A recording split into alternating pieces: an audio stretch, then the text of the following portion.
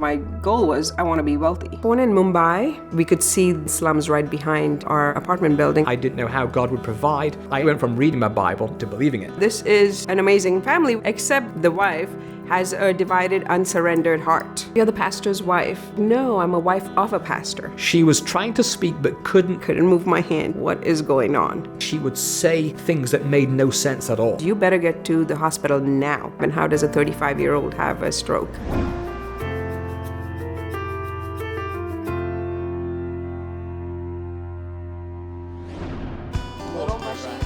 We have one son and one daughter. Rebecca and Joshua have a son, Hezekiah. He's 8 months old. Elizabeth and our son Josh have a 7-day-old, John Nathan. My brother is awesome. We grew up being best friends. We did everything together and worked on projects together and played outside. He's my best friend. I was his best man, he was mine. That's how I got to know the families. I knew him. And then he said, have you met my sister? He does everything 110% and puts his whole heart into it. Jesus never said do church, but he did say make disciples. So we make ourselves available. Hey, come over to our house for dinner. We have a number of spiritual sons, spiritual daughters. It's being together so that people have exposure to our marriage, to our family.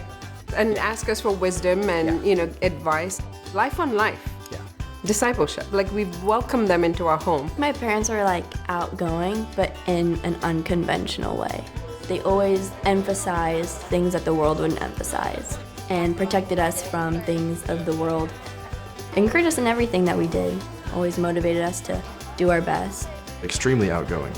Never met a person that they won't say hi to or haven't, failed to make a friend somewhere.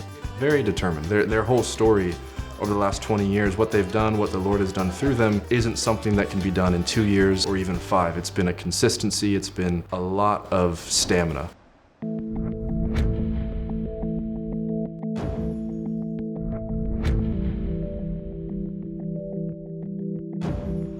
Growing up in Derbyshire, England, in the hills, it's a smaller town, so everybody knows everybody.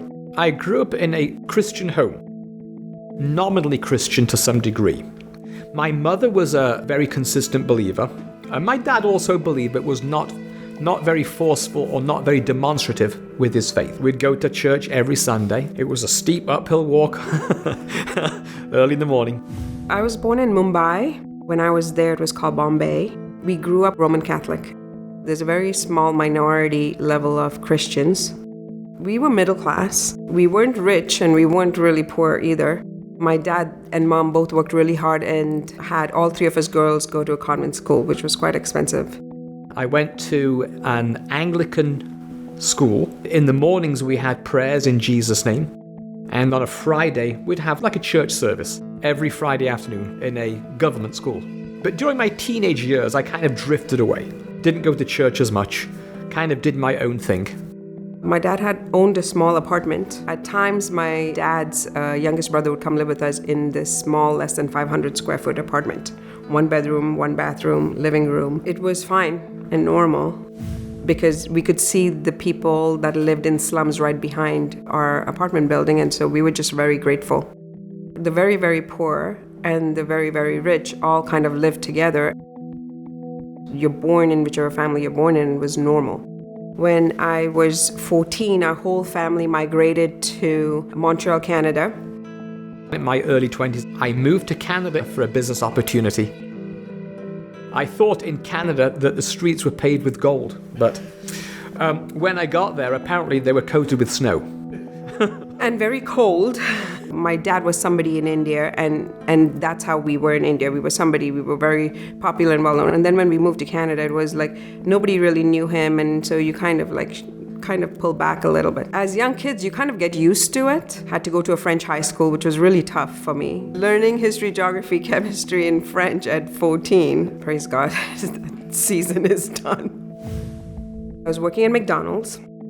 Success to me was if I could buy anything without looking at a price tag. I worked like crazy. My dad was going to the Catholic church, my mom was going to the Pentecostal church, and I didn't go to either place. I went to McDonald's. I was part of a church in Montreal, Canada. I started reading my Bible. Then I went beyond reading my Bible. I actually went from reading it to believing it. I took God at His word. I sought Him first, lived right, and literally everything turned around in my life. And it was shortly after that I met my wife. God really showed up in my life after I put Him first. And one day my dad sat me down and he said, I don't care where you go, but you got to pick one. You can't just go work at McDonald's on Sundays. So I picked the Pentecostal church because I thought it was more fun. I still had self on the throne in my heart and was not fully surrendered to the Lord.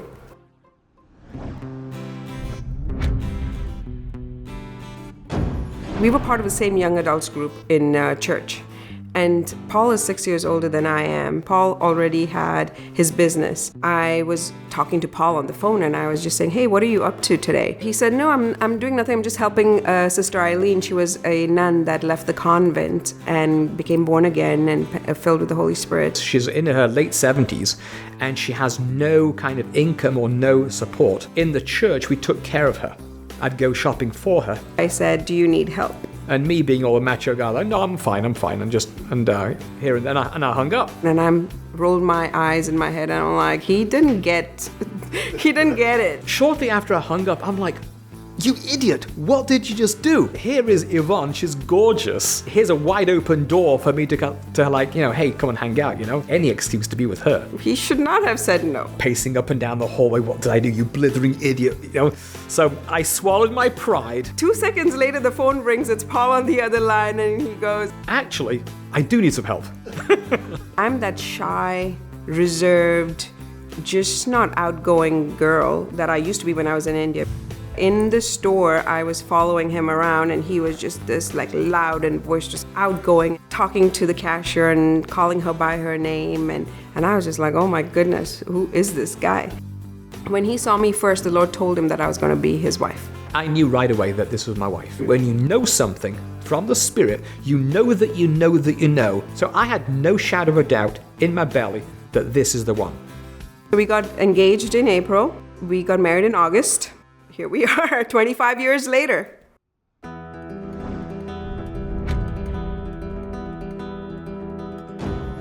I really felt a strong call from the Lord to actually seek Him full-time in Bible college. Through various signs and wonders, God really spoke to us to go to Zion Bible College in Rhode Island. I'd never even heard of Rhode Island. I thought Rhode Island was a type of poultry.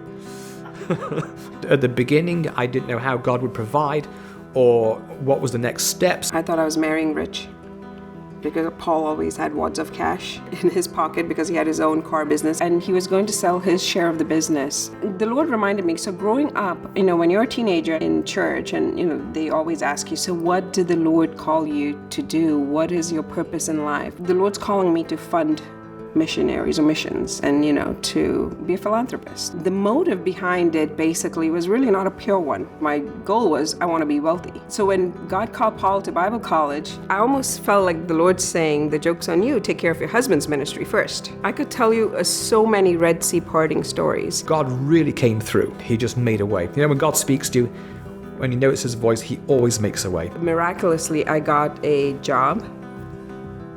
I got a visa. You can have a job offer and you can have a visa, but if you don't have your social and stuff like that, and even the way the Lord brought the social, I was so naive. I was 8 months pregnant with our firstborn. I waddled in to the Social Security office. I went up to the counter and I said, which sounds so silly, this is my job offer, this is my visa, all I need is my social so I can go back and complete my forms and start working. She said, okay. She gave me a number and I went back. And there were so many miracles like these all along the way.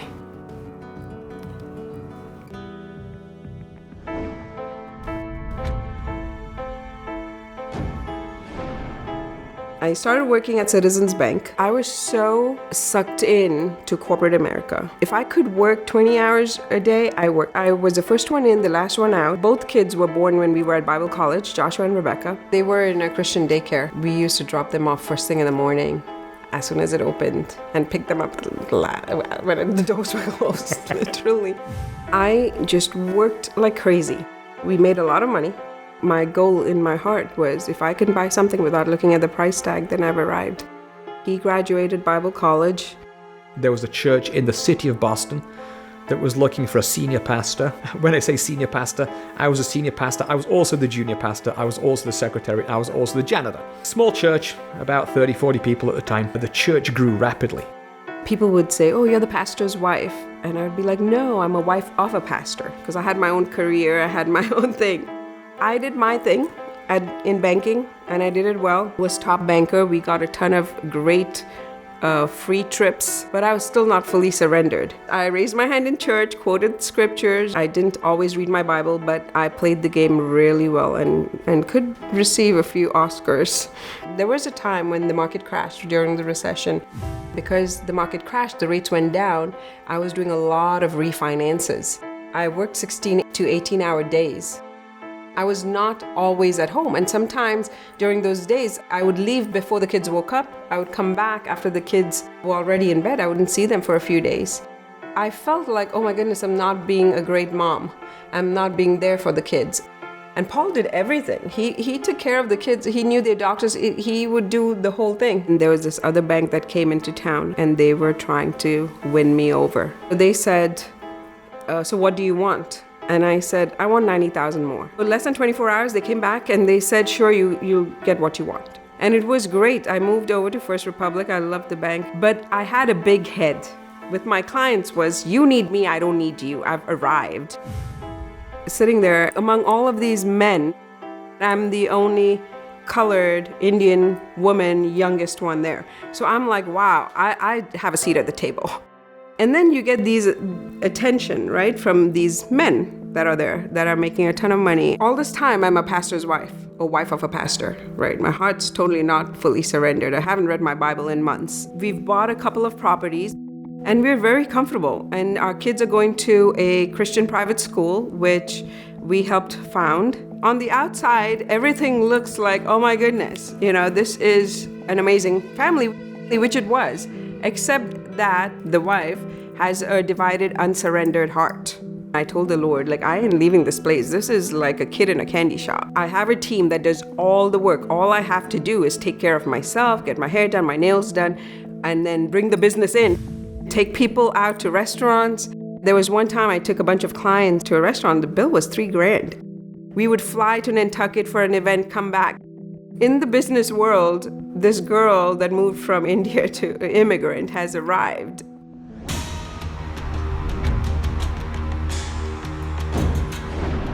We were in San Francisco for a rah-rah meeting for this bank.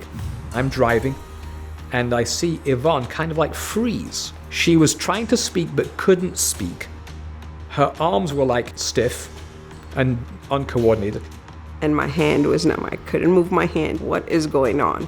I had a stroke. He told my daughter, Rebecca, keep talking to mom, get her engaged. And so she would ask me a question, what's your name? And I know what she's asking me, but in my head, I could not speak it out fast. I would slowly say, my name is, take time. So my hand feeling came back, but I just couldn't speak like I'm speaking now. It was probably a matter of 20, 30 seconds. There was an after effect of her speech was slower, her coordination was slower, and sometimes she would say things that made no sense at all. She'd use the wrong words to describe something. We flew back. I had a conversation with a client that morning back in Boston. I was talking so slow on the phone. They asked me a question I could barely answer. Something is off. Then I called my sister and I told her everything, and she goes, you better get to the hospital now. They checked all sorts of things and they said I had a TIA, a minor stroke. After 3 days of trying to figure out what happened, because I'm 35 and how does a 35-year-old have a stroke? They found that I had a hole in my heart. That caused a bubble that would ordinarily get filtered by the lungs. If that goes to the brain, then you have a stroke.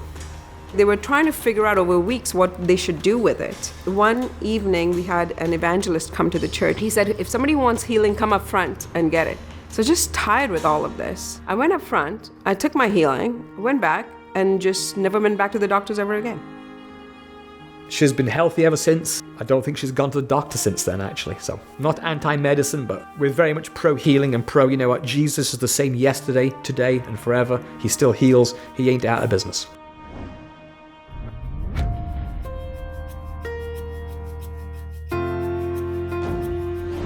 I had that stroke. This bank that paid me a lot of money to come over, I'm not performing like they think I should. My performance went down a lot. My performance was now starting to ramp up. I was getting back. Okay, now this is what they paid for. This is the Yvonne they hired. They laid off a bunch of people and I was one of them. I was so shocked. I was not even expecting it. Who lays off Yvonne Allen? My career and banking was who I was. I had a bunch of questions. I was going to lock myself into my closet and God, I'm not getting out of here until you answer all my questions. Oh, wait till they get to teenagers, it's terrible. I'd rebuke that thought. I'd say, not for us. I didn't think I'd meet my spouse in high school at all. And the word that I got from the Lord was, don't look for your wife, trust me. Parenting doesn't stop even though they're married and they have their own kids.